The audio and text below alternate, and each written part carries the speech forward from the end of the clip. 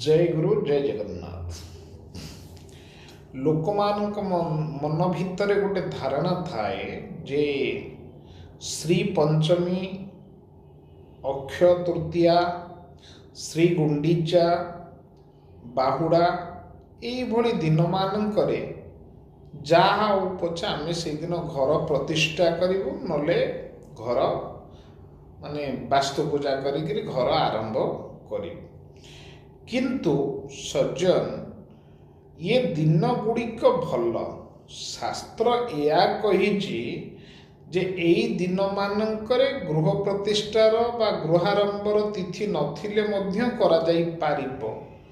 ता माने नुहे जे आपणक राशि रे जदि से दिन भल नथिबो बा आपणक राशि रे घात चंद्र बा चंद्र शुद्धि नथिबो, घात बार हिथिबो, ताहले आपण से दिन भल दिन बोली आरंभ करिवे। दिन भल ही पारे किंतु सी आपणक पई केते दो भल सेई कथाटी को आपण तर्जमा करिया दरकार, से अनुसार कार्य करिया दरकार। भल दिन बोली करंतु नाही।